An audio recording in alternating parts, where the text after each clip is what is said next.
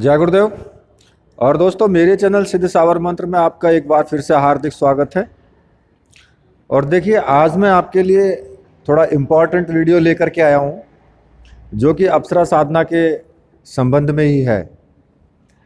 तो वीडियो शुरू करने से पहले मैं एक बार आपसे रिक्वेस्ट करूँगा कि वीडियो को पूरा देखिए, स्किप ना करें, क्योंकि वीडियो ये आपके लिए बहुत हेल्पफुल है। देखिए, मैंने पिछली जो अप्सरा की साधना डाली है, उर्वशी की भी डाली है, नाभि दर्शना की भी डाली है, और भी शशि दिव्या और मेनका, कई अप्सरा साधनाएं मैंने डाली हैं। तो उन सब में मैंने एक सामग्री का जिक्र किया है जो अप्सरा यंत्र होता है। अब यहाँ पर एक नई विधि जो मैंने दी है उर्वशी अप्सरा की, उसमें एक जो यंत्र बताया है मैंने, वो ताबीज़ के आकार का बताया है। ठीक है, वो एक ताबीज़ के टाइप का होगा। और जो पहली विधि है उनमें जो यंत्र बताया है वो ताम्रपत्र पर होगा। ठीक है, तांबे के पत्ते पर होगा वो। तो इन दोनों में मैं आज आपको थोड़ा सा अंतर मैं आपको बता देता हूँ कि इनमें अंतर क्या है। थोड़ा सा कॉस्ट में भी इसमें अंतर है। जो इसकी राशि है, ताबीज़ वाले की कुछ ज़्यादा राशि है, और जो तांबे के पत्ते पर है उसकी राशि कम लगती है। ठीक है, क्योंकि जो ताबीज़ वाला है, पहले मैं उसके बारे में आपको बता देता हूँ कुछ थोड़ा सा। देखिए, उसमें करना क्या होता है, जो भी विधि मैंने दी है उसी विधि के अनुसार आपको 11 दिन, 21 दिन, मतलब कि जितनी भी साधना आपको करनी है, वो साधना करने के बाद जैसे आपने ताम्रपत्र का यंत्र स्थापित करते हैं, उसी तरीके से आपको वो ताबीज़ वाला जो यंत्र है उसको भी स्थापित करना है। और सबसे पहले आपको पूरा अनुष्ठान को पूरा करना है, 21 दिन का हो या फिर 11 दिन का हो। अनुष्ठान को पूरा करने के बाद फिर आपको उस यंत्र को, जो ताबीज़ वाला है, उसे अपने गले में धारण कर लेना है।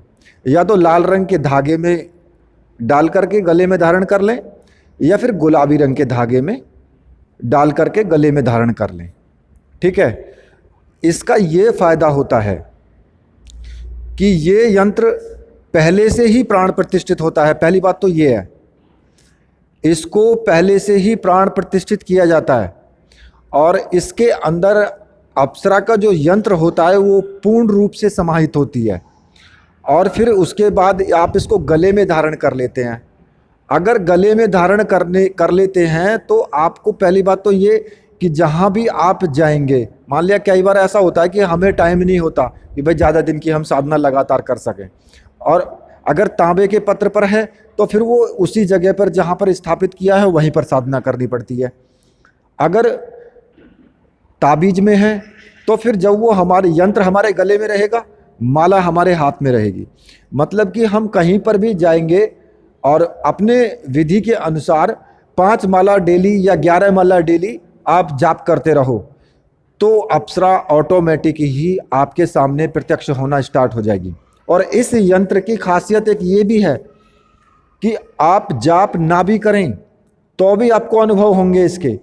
उसमें कुछ टाइम लगेगा, धीरे धीरे धीरे धीरे ये ताबीज़ जब आपके गले में पड़ा रहेगा तो इसमें आपको अनुभव आपके साथ ऑटोमेटिक ही होना शुरू हो जाएगा। यानी अप्सरा आपको धीरे धीरे आपके सामने दृश्य रूप में आने लगेगी। तो इस जो ताबीज़ वाला यंत्र है उससे ये फ़ायदा होता है। ये यंत्र उनके लिए है जो ज़्यादा लंबी साधनाएं नहीं कर सकते और उनको अप्सरा की सिद्धि भी चाहिए। ठीक है, ये यंत्र उनके लिए है और ये अलग प्रकार से ही बनाया गया होता है। ये मैं आपको क्लियर कर देता हूँ। और जो ताम्रपत्र वाला है उसकी कॉस्ट कम आती है, लेकिन उसमें परेशानी यही है कि उसको आप अपने शरीर पर धारण नहीं कर सकते। उसको आपको चौकी पर रख कर के ही आपको साधना करनी है। इन दोनों में केवल यही अंतर है, बाकी है वो भी प्राण प्रतिष्ठिति, काम वो भी वही करेगा और ताबीज़ वाला भी वही करेगा।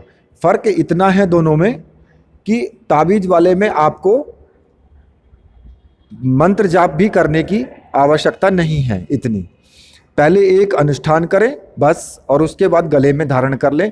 तो आप देखेंगे कि आपके गले में जब वो धारण रहेगा तो धीरे धीरे अप्सरा आपके सामने प्रत्यक्ष होना शुरू हो जाएगी।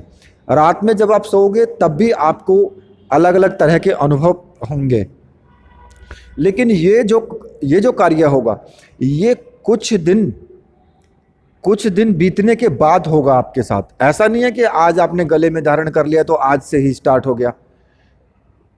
इसमें आपको थोड़ा सा टाइम लगेगा और धीरे धीरे आपके साथ अप्सरा प्रत्यक्ष होना स्टार्ट हो जाएगी। इसमें ये फायदा होता है, ठीक है। और जो ताम्रपत्र वाला है, पूजा दोनों की सेम है, वो भी प्राण प्रतिष्ठित होता है और फर्क इतना है कि उसको आप अपने गले में धारण नहीं कर सकते और इसको आप अपने गले में धारण करके और कहीं भी आप रहें, सिर्फ आपकी माला आपके साथ होनी चाहिए और आप मंत्र जाप कर सकते हैं कहीं पर भी। इसमें ये फायदा आपको मिलता है कि आपको एक ही जगह बैठ करके जो साधना करनी पड़ती है उस साधना में आपको एक ही जगह पर करना है, बस ये थोड़ा सा फर्क है। और जो ताबीज वाला है उसे आप कहीं भी कर सकते हो। भाई आपकी माला साथ रहेगी, अपनी माला निकालो और साधना शुरू कर दो। नीचे कोई भी अपना एक आसन सा लगाया किसी भी कपड़े का और कर दो वहाँ पे मंत्र जाप। तो इसमें यही फ़ायदा है आपका। अब ये बिल्कुल नई विधि के साथ है। कुछ लोगों को पसंद भी नहीं आएगी। ये क्यों नहीं पसंद आएगी? क्योंकि वो उनकी सोच ही एंटी है ना।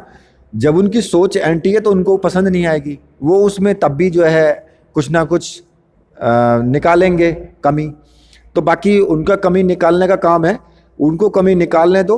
और अगर आपको साधना करनी है तो आप पूर्ण विश्वास के साथ करें, पूर्ण विश्वास से लें और पूर्ण विश्वास के साथ साधना को करें। अगर विश्वास नहीं है तो भले ही आप मत लेना, क्योंकि उसका कोई फ़ायदा नहीं होगा फिर, ठीक है।